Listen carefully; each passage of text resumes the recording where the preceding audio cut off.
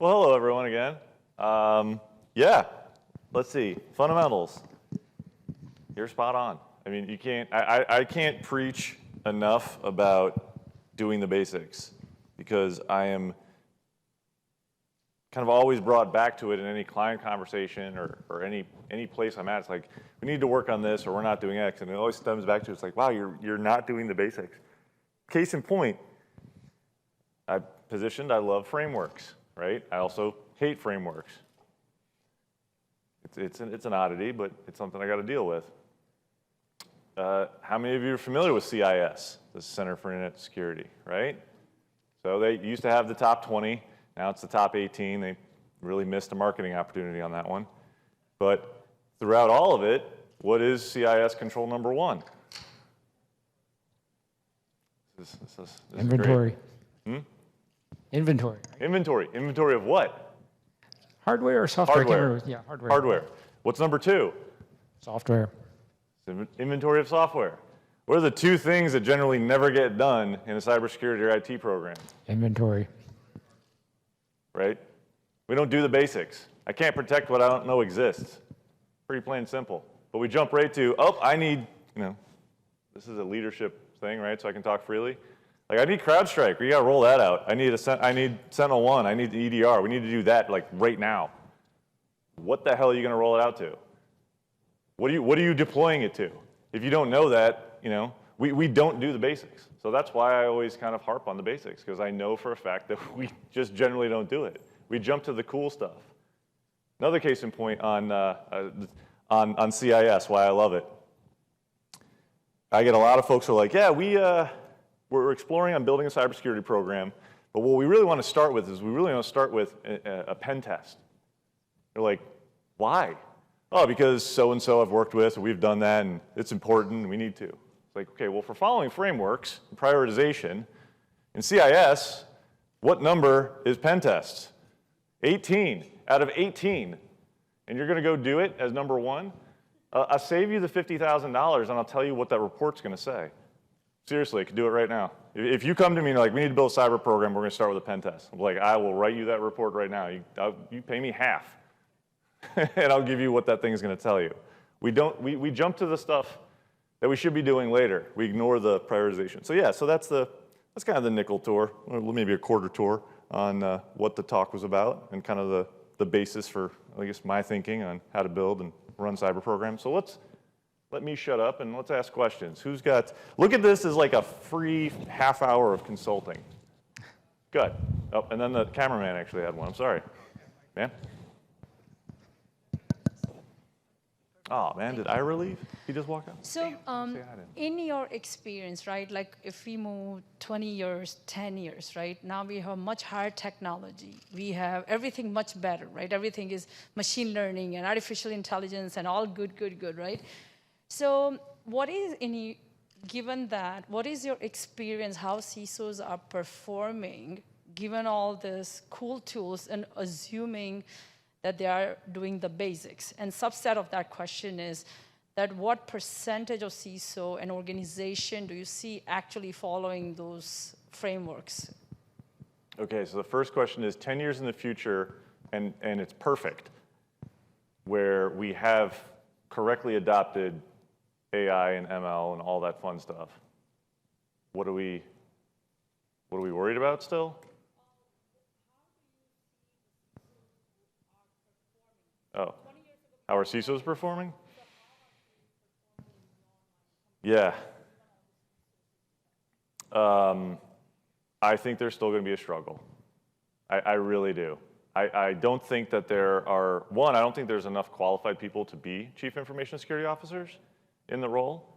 You've got a lot of kind of, hey, I've been here long enough, and cyber's kind of cool and it pays more, so I want that title, right? You've got a lot of ex-CIOs who are like, cyber's pretty cool and it pays a lot more, so I'm going to be a CISO, And so I see a lot of folks, you get like the different flavors of CISO kind of out there. Folks who are like really technical and became a CISO, people who are business-minded and became a CISO, blah, blah, blah. I'm biased because I started out in like the low ranks and I've worked my way up and kind of done everything, both on technical and on policy. So I feel like I've got a pretty good grasp on like the person who's in charge of leading all of that, what they should like know and how to manage, not everybody does, and that's okay, but I feel like you kind of need to understand both aspects and be able to like speak in business terms because you're part of a business, you don't exist for yours. I still don't, we talk about that, we see a lot of articles and reports about that, but I still don't see like that maturity happening. Because I meet a lot of clients who are like, yeah, we had somebody in that role and they're no longer here for a reason. And now we're talking to you because I run a VCSO shop. So I'm constantly talking to people who are trying to find that role and have been disappointed. And I'm not really seeing the trends change so much that I'm convinced that in 10 years, we're gonna be not dealing with the same problems we're dealing with today. Not the right people, not enough people, right? That's the biggest one. We can't even fill the top of the funnel for, you know, people who even want to be in this field, let alone then getting the right people out of that. Hopefully that helps. Yes, ideally it will, right? Ideally we're able to build in better education and as part of STEM in starting in kindergarten, you know, and on. I'm serious. Like we have to, if we want to get better in 20 years, we need to start educating today. Because we're not going to expect the workforce to change if we don't do something about the emerging workforce and where that's going to come from. So we needed to be teaching cybersecurity, and it's been, honestly, I think the one thing that gives me a little bit of hope is there's a lot more colleges now. Like I only graduated college in 2006. I started college when I was like 22, but there weren't really any cyber programs. You know, and now you see a lot more. You see master's level programs. So like, okay, good. So that's good, but it's not good. It's not enough yet. The cameraman, and then we'll go here. Because I can't see your name. No. I just like my eyesight's shot. Neither. Hey, can you guys hear me? Yes. Okay.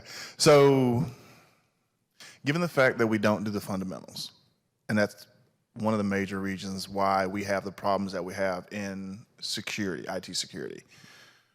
When do you see us getting to a point to where we mandate certain fundamentals like MFA or certain security practices, at least through government or through certain businesses, to fundamentally protect our assets and ourselves?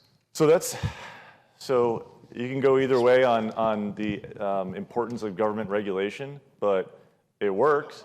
Yeah, nobody likes it, but the reality is it works, and we are seeing it now. So like, what 10 years ago used to be, hey, I know how to build a good security program. No one's mandating that I do it. Has now become compliance, right? New York State DFS Part 500. If anybody's unfortunately familiar with it, and running any type of organization that is touching finance or doing anything in insurance, you are in somewhere around and touching New York. Therefore, you're underneath Department of Financial Security for New York State. And Part 500 is their rule, where they basically came out and said, cool, so we're just going to take the words NIST-CSF off of NIST-CSF, and here's your regulation. And they said, you have to do this. If you're an insurance company or finance company, you need to have a CISO. They need to be qualified. You need to have a program. You need to have processes. You need to do all of this stuff. That is a regulation that 2 days before that thing came out, that is what good looked like. Like, if you would have adopted what they made as a mandate through a regulation, you would have been building a very good security program. So I think we see more of that. SEC just came out with all their stuff. If you're one of the 8,500 publicly traded companies in the world, or you're a 20F foreign filer with the United States, you now have to start disclosing to shareholders in the world through your Qs and your Ks what your cyber risk management programs look like. Not detailed, but like you have to say, hey, we have a CISO. Hey, board has oversight. Hey, we do have these risk management programs. Why? Because shareholders and investors were blind to what do all of these look like. It's going to be a rude awakening for 8,500 companies in the United States predominantly, who now have to basically say, we don't have a cybersecurity program in a public filing through a 10K or Q. So you're going to see, I like regulations if they're correct. Yeah, Massachusetts, so my home state of Massachusetts, I'm working with the Massachusetts state government to develop or help them develop the right cybersecurity requirements. Out of the gate, they were like, all right, we want to do all this stuff for municipalities, cities, locals, all the right stuff. Like, you need to do certain things, kind of like create a baseline. But they also were like, all right, we're going to mandate this for all the businesses too. And I was like, whoa, Senator, no bad idea. Here's why. Because all of those businesses already have other regulations, and now you are going to make them follow yet one other one, and you haven't mapped it or had any like business impact that that's going to create for them. So it's not always the right thing, but you do need it, and it does work. New York State works great. The first year we didn't see anything, and all of a sudden they started hitting people with fines. Why? Because you say you have to attest, we're doing all this stuff, right? And you had a couple companies that basically said, yeah, we're doing all of this stuff. Then they got breached, and the Post revealed that they didn't have MFA rolled out, which is like one of the major requirements of DFS Part 500. So DFS came back and were like, all right, so you lied to us on your attestation. Here's a couple $1 million fine. All these other companies were like, oh shit, they're for real. Like they're right. That's how it works. So you start then seeing people adopt all of that. Yeah. I'm a Philadelphia Eagles fan, so I don't know who Tom Brady is. I'm sorry. I know I live in Boston area, but I'm not into New England sports. Ma'am. Oh, sorry. He's got the mic, and then we'll go to you. Sorry. So I can ask you anything, correct? Sure. What is a slow gazelle? I've been trying to figure that out. This is the title of the next talk. I don't know what Chase is talking about. So the serious question for you, I've spent a lot of time on product security incident response and secure development practices and so forth, and I've found it pretty useful to focus on weaknesses, which themselves are not a vulnerability. They contribute to a vulnerability, but a weakness itself is not a vulnerability. And one of the holy grail questions I have that I've never really found a satisfactory answer to is, if a development engineer finds a weakness in code that's not a vulnerability yet, it's difficult to justify spending the time or effort to change it, particularly if it's correctly running code otherwise. How do we motivate development organizations constructively to spend the time and effort and money and risk on addressing weaknesses early on to produce more robust, resilient software? Do I have to answer all the questions that Yes. get asked? So I'm not a dev guy, so I'm going to try here. Yeah, I would, if I'm a CISO at an organization, and that case is playing out in the development shop of the organization I'm overseeing, I'm gonna ask, like I would a vulnerability, with what you're talking about, you described. You've identified this weakness. Is this going to create a bad day for us? And if so, what's that bad day going to look like? Like how much pain are we going to feel if this weakness somehow manifests into something, right? And that's kind of how I look at all things that can be problems. It's like, all right, well, we're going to have maybe a little bit of downtime. Okay, is that within our parameters of allowable downtime? We might have a lot of data exfil. Okay, how much is that regulation going to smack us with if we exfil, data get exfilled, or are we going to be in a problem from a regulator? Is the board going to come down and basically, say like, hey, what's going on? Am I going to lose my job because that thing manifested? Like, that's a good motivator for me. So, yeah, while it's not a vulnerability, I guess I would look at it just like a vulnerability from the, well, what could happen if that was somehow exploited or used? Can I actually riff on that a little bit? Sure. Yeah. So I live in a development organization, so I'll experience that a little bit. And I think it kind of comes down to culture. And a lot of it, if you're in a product-driven organization, is thinking about those sorts of risks as product features.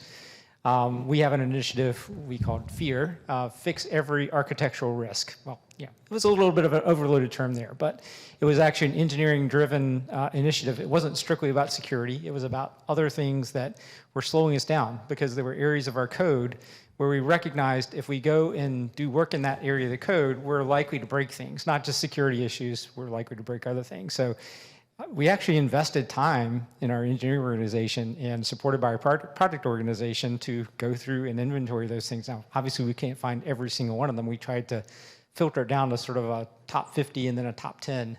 But I think, to do those sorts of things, it has to be cultural. It has to be supported by leadership.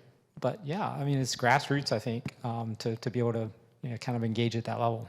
I think no matter what, if it's a weakness, vulnerability, whatever, you have to look at it as a risk. You have 4 ways to deal with risk, right? You can avoid the risk, you can accept the risk, you can mitigate the risk, or you can transfer the risk. We cannot ignore the risk. Putting the risk in the ignore bucket is not the 5th option we are allowed to have, because you are essentially accepting the risk. So no matter what, you have to treat it through the 4 ways. That's going to be with anything. And it goes back actually to the inventory thing, by the way. Let's start with the inventory of the risk. Ma'am? So I have a 2-part question. One, we were talking about training earlier, and I want to know your opinion. With cybersecurity, it needs to be foundational, I think, for all IT majors. I mean, granted, you can have a path for those who want to specifically, but one of the gaps I see, which goes into my part 2, is that you have a lot of IT professionals who don't understand risk or they don't understand security and they think it's not their problem. Right. So everything becomes reactive. So second part, what is the role you think should be with CIOs or CTOs to really take that accountability about securely delivering products? It's not just the security team's job to go in and, support the NIST cyber framework, Right. but it has to be a part of your SDLC, it has to be a part of your processes, and everybody's basically responsible. Sure. So risk management is not something that is, I think, well understood or accepted by most people, because they're not, like in businesses, they're not dealing with risk management. I think a lot of folks view the security team as the one that is going to identify and manage and own the risk.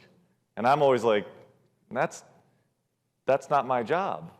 And I hate saying that's not my job. It's the worst thing that I ever have to say to someone. So I generally try to phrase it like this. Listen, I will own this risk. Oh, Packard's not here. He saw me do this at an F500. I will own this risk. I will accept the outcomes of what this risk is. But I get all of the budget that this risk resides in. It's like if you want all these systems patched, if you want activities that happen, I'll take care of it. I'll take care of it right now. 20 plus years in this industry, I've kind of put that out there to the IT teams or whoever who's kind of pushed back on me. No one's ever taken me up on it. So I think one is you have to kind of instill risk management into the CIO and that group, because they're just thinking about IT is operations and efficiency. That is all they are thinking about, right? And they're generally thinking about it like, this is going to keep working. Like, why would this not work? It's a system, right? It's very like, yeah, no, this is great. This is going to work. It's not, we'll do some BC in case it does go down. We'll plan for when it goes down, but I'm planning on this thing always running. So they generally don't understand, like every conversation I've had with CIO or CTO has been around, hey, what if the bad thing happened and it does go down? Well, then it's how long was the impact? And now you've got different types of impacts, right? So you're talking to a CFO about business email compromise because you're like, hey, you could wire $1 million to the wrong place. Is that bad for us? Can you write that off? How big are we, right? You're not having that same kind of risk conversation with a CIO. So you need to bring risk management into those groups and get them to understand how that kind of plays out. Sure. Or I don't know where the mics are, sorry. And I can't see very good. So in terms of the CISO, when you're going up as a CISO and the skill set required, right? You mentioned about doing trainings in the colleges, about setting up security programs. But how do you see that CISO being able to translate the business requirement, right? Because that's where I see the struggle. Mm-hmm. Some of these CISOs have come up in the security organization, a lot of technical knowledge, but they are not able to translate that technical knowledge into the business risk, right? Right. And that's where the gap is. So even if I do some of these trainings in the grassroots at the college level and say we need to spin up this program, that needs to include business risk as well, right? Because that CISO needs to be able to translate that between the two. Yeah. Yeah, I don't see people going and like, I'm not pushing that you go get your MBA, right? But if you're gonna work in an operation, you should probably understand the operation. You can't come in and just be like, I'm this technical guy and this is it and the world's gonna mold and work around me. Like, no, you work for them. So you should probably understand what they do and how they tick, how they make decisions, how they think, what produces revenue. You gotta figure all that out. If you're not willing to do that, you should not be in this role, like at all. Like, seriously, get out. And from an education standpoint, I say this to college kids, because I do talks there. They're like, what, because the first question they always have is like, how do I get a job after college? I'm like, that's a talk track. But the second question is always like, what class should I be taking now or through the rest of college? What class should I be taking? And I'm always like, you need to take a technical writing class. And everyone's like, what? Like, yeah. I see what you guys all come out with. You can't write shit. Okay? And guess what? I need you to write it down.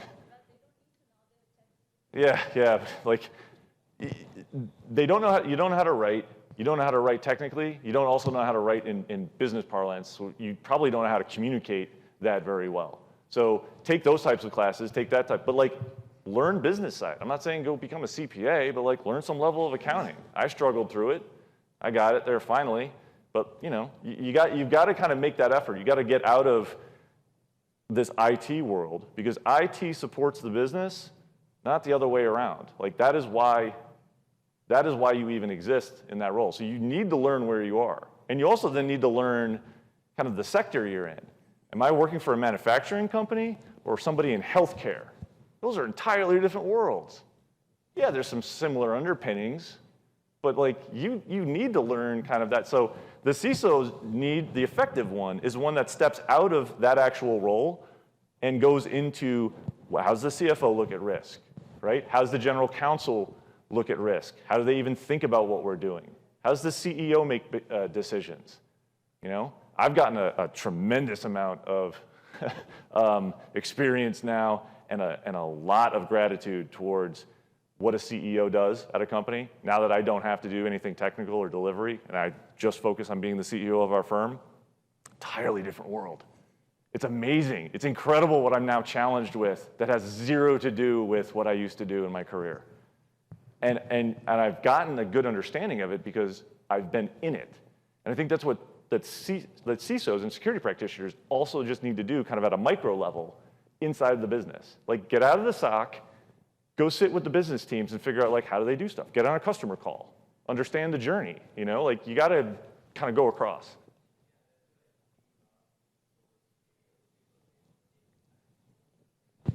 Right, well, yeah, that's not the right thinking, and you shouldn't be in the job if that's the way you're thinking. Was there sorry. So first of all, you can wire me $1 million anytime you want. Okay. And this can probably be a 10-second answer or an entire talk. So probably keep it somewhere in between. What are your thoughts about the NIST CSF 2.0 that are coming out soon? Yeah. So it's going to force me to probably have to write another book because my current book that we gave away and everything was on version 1.1. I like it, and I like it for a couple key reasons. I didn't give that much feedback to the team during the open comment period because I was like, wow, they actually got this right. Governance is an amazing addition, and I'm so surprised that like that whole control category was missing from the onset. I liked what they did from 1 to 1.1, where they introduced supply chain and they kind of moved around some things. I think version 2, they've better realigned the controls that are written. They've removed some that didn't need to be there, duplicative. They moved some things that were basically in the wrong families. And Sunil Yu, if none of you have read his cyber defense matrix or heard him talk, he really honed in on how there were certain aspects that were like, why is this in detect? This needs to be in protect. Like has a really solid case, and they never changed it in 1 or 1.1. So I like 2.0 because again, I like governance, right? And it was weird that it was missing out of this because it was kind of an assumed, like, oh, you're doing this. If you're doing anything with these controls, you're governing it, right? Yeah. Guess what? We have to spell stuff out for everybody in this industry, like all the time, and that's okay. So now we're holding to it. And now you can turn around and be like, hey, you want us to follow NIST board or C-suite? Great. I have to have a governance group. We need this type of setup because we're missing all these controls. So yeah, I'm a fan, and I'm not writing another book. I think we could take one more quick question. There's one over here in the back. Okay.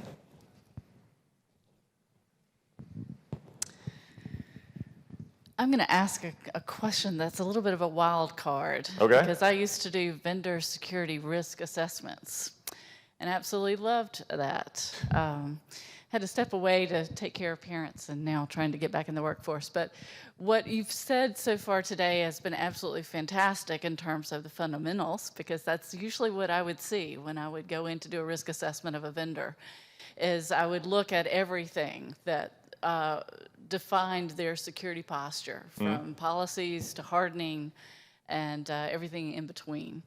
So given the fact that a lot of roles are consolidating, companies are laying off, there's the artificial intelligence, machine learning that we're just beginning to learn about. What is your perspective in terms of how AI could be used efficiently to help build security postures? Now I say it's a wild card because there's a whole lot we don't know, and there's guardrails that need to be set up around artificial intelligence so it's used effectively and positively instead of in a negative way. God, I almost want my CTO to answer this question because he loves AI. So how could AI? And let's just recognize that Juliana missed the assignment, which was a short, quick question. So how is AI going to help cyber?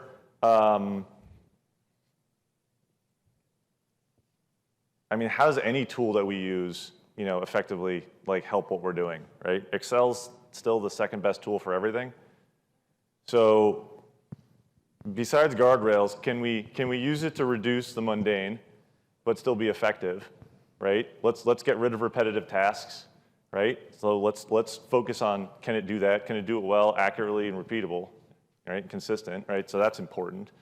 But if we're looking for a way to basically say, hey, let me take this one bullet point and turn it into this verbose capability. On the other side, there is someone who's using AI to just take that verbose capability and turn it into one bullet point. So what have we actually done, right? Like any, I think, tech, it's got to be inserted somewhere that is going to be meaningful and not just like, oh, we just got to reduce cost. That's why we're using this. It's like, well, no. Can I use it to do predictions based on data analysis that's going to help me stop bad people? Great, right? Am I looking to just remove my SOC analysts so I can reduce headcount? I mean, I don't like that as a catalyst for adoption of it. I think it needs to be used. I also don't think we're there to be able to get to the point where, I mean, there's a lot of people here who hey, we use AI. You're using Boolean logic and if-then statements. Don't lie to me and anybody else. But you can call it whatever you want. So yeah, I look forward to it, and I'm hopeful, but I'm currently skeptical of it, its current use. I don't know. Sorry.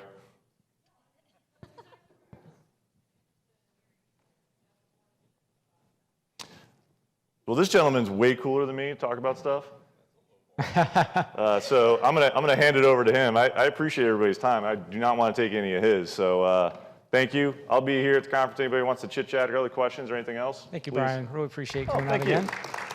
Yeah, I'm retired Navy chief. I was a Forester guy for a number of years, and then I did a bunch of work for the federal government, and now I'm the VP of Security Market Research at GT. So let me give you a little premise on how I came up with this. A 5-year-old actually is the one who set me on this path. I was called down to Dallas to go down and give a speech about cybersecurity. Super cool, I can do this in my sleep. But the client said, you can't talk about warfare, you can't talk about scary stuff and threats, and you can't talk about compliance and basically all the things we do in cyber. Super cool, easy, I can do that, right? So we're gonna talk about Care Bears. I'm sitting in the corner trying to figure out what to do, and I'm talking about threats and attacks and whatever else, and my 5-year-old nephew out of the corner, still eating his goldfish, goes, sounds like animals. I was like, oh wait, Epiphany. All of a sudden, I just figured out how to talk about cyber to a 5-year-old. If we can talk about cyber to a 5-year-old, surely a C-suite level executive can get it. So that's where we got into the slow gazelle thing. So let's not think about cybersecurity as a warfare space, because that's kind of big and scary. Let's think about it as a place where there is inherent risk and danger. Let's think about it as the Serengeti. Well, what happens on the Serengeti if you're an animal? You are constantly evaluating the space, looking for threats. You're always walking around going, well, is that a threat? Is that thing hiding behind the grass over there? Is that a threat? What about that thing behind that tree? Is that a threat? That's all you do if you want to survive in that space, is you constantly run around going, well, what's threatening? Where will I die if I make the wrong choice? Now, if you also notice, animals aren't, especially on the Serengeti, they're not afraid. You don't see elephants running around like a chihuahua kind of shaking because they're worried about what's around the next corner, but they're aware that it's an inherently dangerous environment. So that's what we're going to talk about cybersecurity as. On top of that, if you think about the bad guys in the space, most animals are not worried about all of the other animals out there. They're worried about what predates upon them, what might kill them. They're not sitting around freaking out about the next newest thing that comes out. They're worried about what they know historically will eat them if they get it wrong. In cybersecurity, it's actually pretty relatable.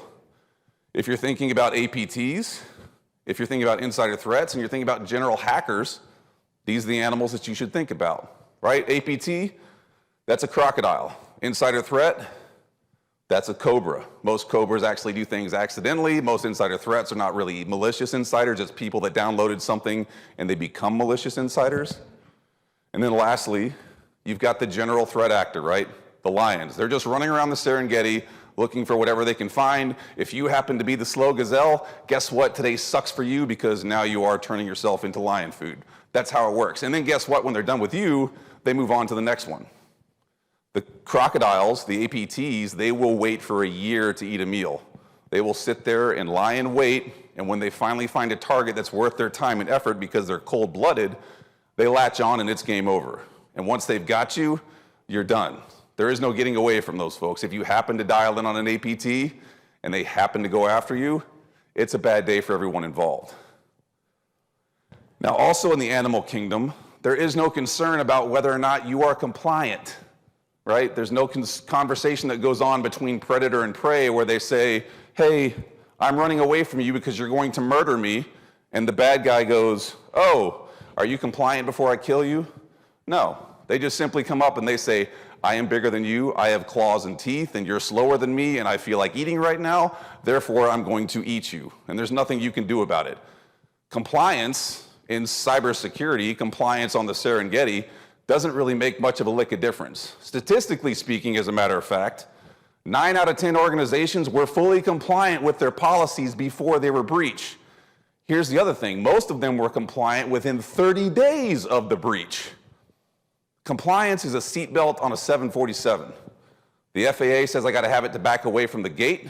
If we hit some turbulence at 30,000 feet, it will probably keep me from bumping my head on the ceiling. However, if everything goes to hell and we crash into the ground at 500 miles an hour, that compliant 2-inch strip of nylon is not gonna make me walk away. If it was about how much money we spent and how much time and effort we spent and compliance was fixing the problems, you wouldn't have this. Hundreds of millions of dollars, billions of dollars spent on organizations achieving a compliance objective, and guess what? Every single one of them, including the US government, the military, the folks that had all my stuff when I did all those SF-86s, which are so amazing to do, all of them were breached, which by the way, why would you do SF-86 stuff and put the server that holds that information in China? Like, of all the bonehead things to do in the DoD, that's probably up next to the guy that bought Kaspersky and deployed it inside the FBI. Now, also on the Serengeti in the animal space, there's a lot of talk about threat intelligence, right? When we think about cybersecurity, we're always looking for, well, what's going on? Well, what do they do in the what do they do on the Serengeti? They're always just asking, they're looking around. Threat intelligence side is something gonna come kill me? And if it is, can I move fast enough to get away from it? There's not a lot of thinking about the intricacies and the threat names and all this other stuff. We're looking at the enterprise. Is something weird going on? Can we get away? If something comes up, then it's time to go. Just like what you see here, they're all at the watering hole. Elephants like, did y'all see that? That's your big enterprise. All the little businesses, all the gazelles are going, see what? And then bad things start to happen because the elephant's not gonna run away.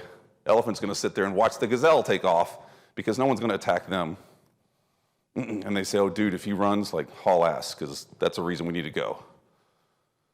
If we're thinking about the good guy side of it, the animal sides for the good folks, there's kind of three sides, right? There's enterprise, mid-sized business, and small. That's pretty much it. Enterprise for the bad guys kind of fall along like this. They're big, they're slow. Have you ever tried to do something in enterprise to get them to change? It takes a while. And they're really hard to kill. How many enterprises have you seen that have had a mega breach that are no longer in business? They get breached, they do their thing, they file some complaints, now they do this stuff with the SEC, but the enterprise doesn't go out of business. They just truck right along.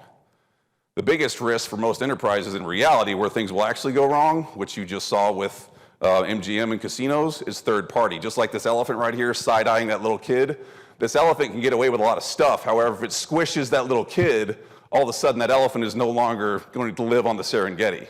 That's what goes on with third parties. So an enterprise is valuable in the context of what goes on in the cyber Serengeti because of these things, but it's hard to kill.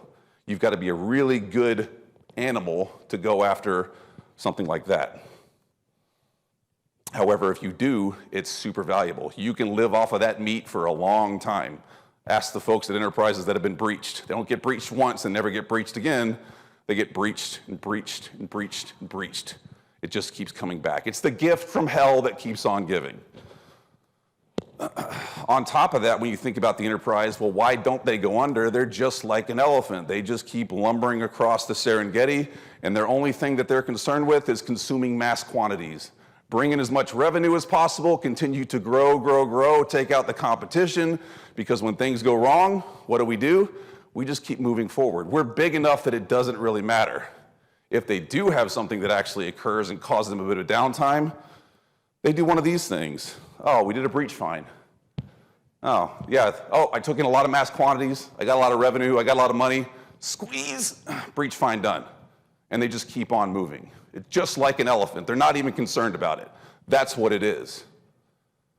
Now, when they do lay that breach fine out, well, what's the animal that comes in and helps take care of that? This is where I stop making friends in the room. We call them lawyers. Because what will they do? They will come and take that breach fine and the insurance policy and they'll ball it up into a nice little turd ball and they'll roll it away and the enterprise just keeps on walking. If anything, they turn it into manure for future growth and they go on and do more better. That's what's happening. Oh, by the way, that last thing that they do roll up with, really it looks like this. It's a cyber insurance policy. It's just a turd that they're going to ball up and put something on and they're going to roll it off and hand it to someone and then it will become another turd for another lawyer to grab and move along the way. Mid-sized enterprises, they kind of look like a hippopotamus. Mid-sized businesses are actually faster than it looks. Interestingly enough, a hippopotamus can run about as fast as a horse. They kill more people in Africa than lions and those types of things. They move. Most mid-sized businesses, when they decide to do something, they move. They're not like enterprises. They don't take 12 months to do anything. You're dealing with quarterly type operations. They can move faster than you would think. They are hard to kill. A lot of mid-sized businesses have been hit, but again, a lot of mid-sized businesses have not gone out of business because of a cybersecurity flaw or an attack or whatever else. They've stumbled, it sucks, they get past it, they might be down for a while, but they're still there. It is valuable if you can take one down. From the bad guy perspective, if you're an APT crocodile or you're a lion and you can bring one of those down, you can live off of one of those for quite a while. A lot of times, those will have connections into the elephants, the enterprises, and you can work your way through there. But the real problem that we face when we talk about mid-sized businesses with this kind of animal mindset is typically not even the bad guys. It's that they spread infection. If you're not aware of this, when you bring on a mid-sized business, third-party vendor, contractor, etc., you are bringing all their dirty laundry into your network. And if they've got a problem, guess what? You now have a problem. It literally looks like this, onboarding. Oh, that's gross, right? I think that's also my teenager in his room.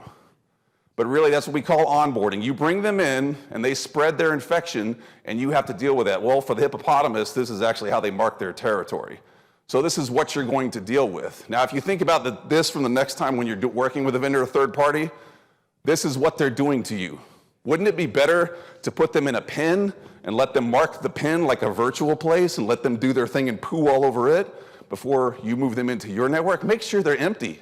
Test them out. Empty their guts. Then bring them in. How many people thought you were going to see at least 2 slides full of poop today? This is Now, number 3. you did because you knew I was talking, right? This is the 3rd slide. Okay, 3rd slide, 3 poop slides. So another thing that you can see with mid-sized businesses that enterprise and small businesses don't do is what they now call collective defense. They're good at this. Enterprises, they're not even worried about it. You don't see them herd up and go after the bad guys. You see a lot of mid-sized businesses. Where do you work with? You work with InfoGuard, you work with the FBI, you do all kinds of collaboration and sharing, and you try and defend yourself from the bad guys. And sometimes it works out. Sometimes you might deter them. Probably not going to work with an APT, but if there's enough of you banding together, you can probably deter some of the future aggression. What you don't want to do, just like you don't want to do in the animal kingdom, is straight up fight back. Everybody's heard about hack back. Hacking back as a mid-sized business and a non-government organization is a bad idea. Yes, you might be able to scare them away. Yes, they might back up a little bit. However, when the guys in the cheap black suits show up because you did something illegal, it's a bad day for you. And lastly, if you happen to be that hippopotamus that fights back and you get it wrong, guess what you've done? You've just pissed them off. They will come after you, if nothing else, because out of spite. So you have to be extremely careful if you're one of these hippopotami and you decide to go back and do something when a breach or an attack has occurred, because you will just make them angry and they will find other ways to come after you. And it's no longer going to be a sort of nice approach. They're going to come after you with everything they've got. So my 2 cents is don't hack back.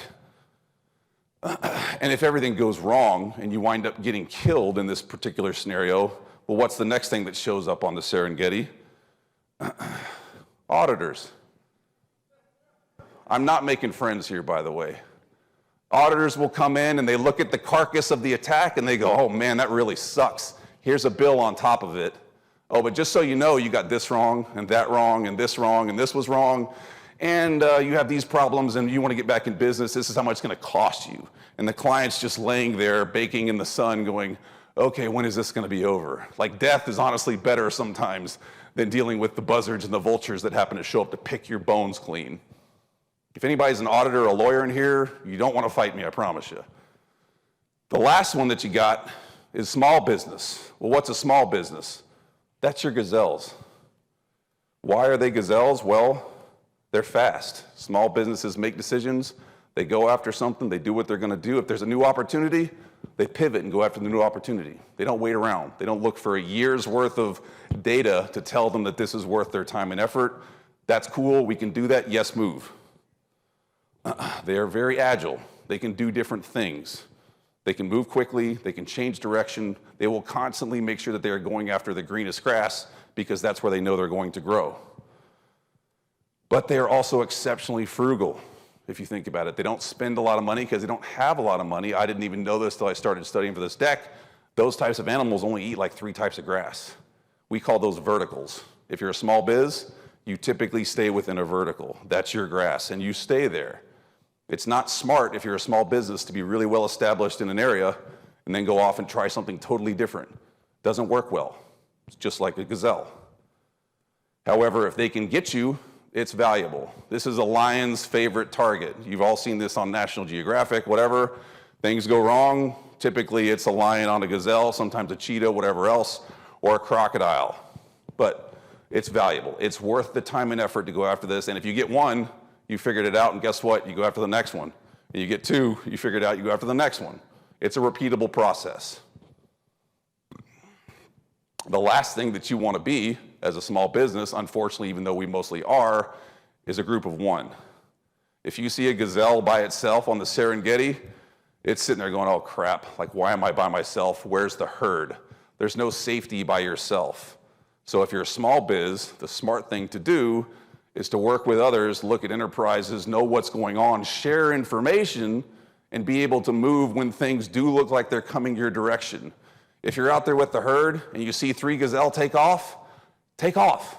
We always talk about 100% certainty or whatever else. if you want to live on the Serengeti, it's not going to be 100%. If you got an 80% certainty of a problem, move.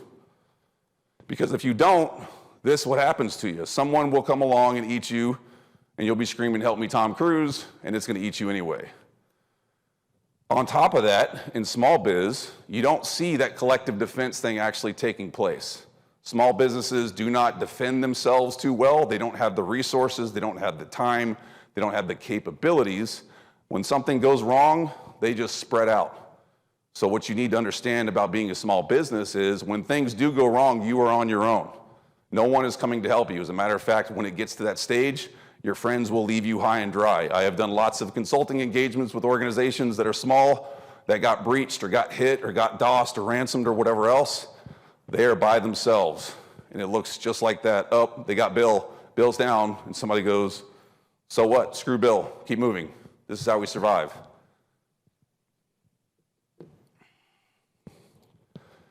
On the Serengeti, too, you typically learn from bad experiences. You don't see a lot of old gazelles that don't have a couple scars on them. But you also see a lot of gazelles that will look at others and go, "Well, what happened to him to cause that scar? Oh, you're going to take a drink from that watering hole? Well, that rock looks like a lot like a crocodile. You go first." And if he goes first and something bad happens to them, guess what they do? They move to another watering hole. They don't come back up and stick their head in the same place with the crocodile and try and drink from it thinking that they're unique and that nothing bad will happen to them. This is what you see with a lot of small businesses where they will see someone in their vertical doing the exact same thing. They got breached in a particular way and they'll go, "It's not going to happen to me. I can just keep doing what I'm doing." And then they get eaten and they go, "Woe is me. Why did this occur?" "Because you were stupid." If you get it wrong, it's not a good day for you. That's all there is to it. If you do the same things that others do when they fail, then you expect a different outcome. Bad things will happen to you, just like on the Serengeti. If you're looking at the watering hole and you make a bad decision and there's a croc there, game over. And this is not going to be something that you do once and be done with it. Cybersecurity and actually operating this space in an inherently dangerous environment is not going to be something that you do, you get it right, and you stay there and you're done and you go, "Oh, like, I am good. I am so tired. All I want to do is sit here and chill and let this ride out. I've done everything. I've achieved my objectives. Life is good. Here we are." You can't do that, just like those animals can't do out there. They can lay down. They can rest a little bit. They can enjoy the shade, but they cannot be complacent because the moment you're complacent, they're out there and they're waiting. They're just sitting there looking. Take your time. They want you to take your time. They want you to go, "Oh, thank God I finally achieved ISO 27001. I'm SOC 2. Hail Satan, whoever you praise," whatever. Because they're just sitting there going, "Yep, go ahead, chill out, relax, enjoy it." Because the moment you lay down and rest and you don't keep going on the process and you don't keep getting better than the next slow gazelle, they're coming for you. And they're coming for you with a vengeance. In truth, what we're actually trying to get to is a place where you can take technology and use it the best way possible to be as fast as possible and stay ahead of the threat.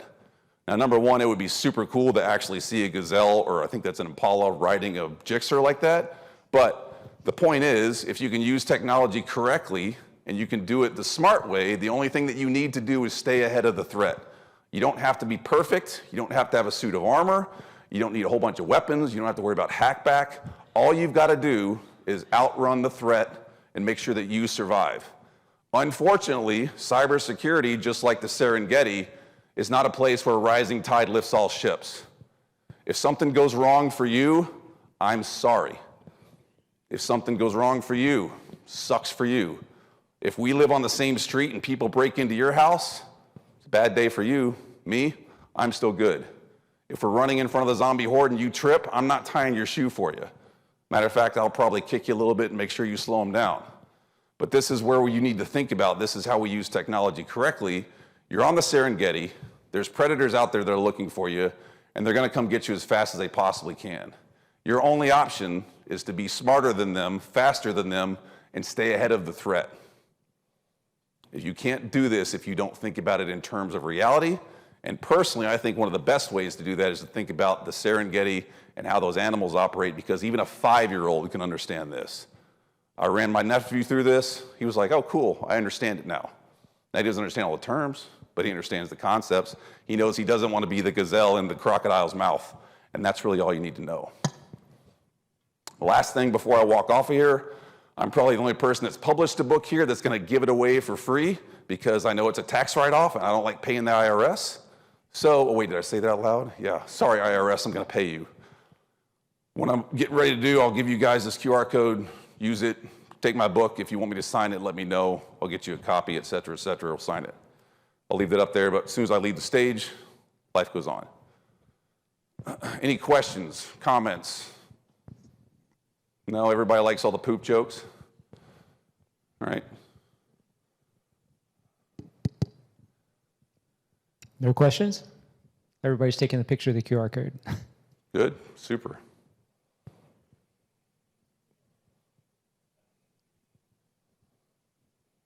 Now, just so you know, you get the point? That was a predation event. We've been hearing about zero trust all day. You're here at a cybersecurity conference. I just talked to you about threats and gazelles and getting eaten and whatever else. I offer some free crap up on the screen, and what do people do? It's free stuff. Guess what? That could have just as easily been an executable. That could have been a bad day for everybody involved. Think about these types of things. Understand that this is the reality of the space. Know that there are predators out there looking to predate upon you, and be aware of it. Situational awareness. Don't trust anybody, including the jackass on the stage talking to you about how you're going to get killed. Thank you very much. If I can answer any questions for real, please let me know, and please actually go buy my book. Do you really trust him on that? No, I wouldn't trust me neither. Thank you very much. Thank you, Chase.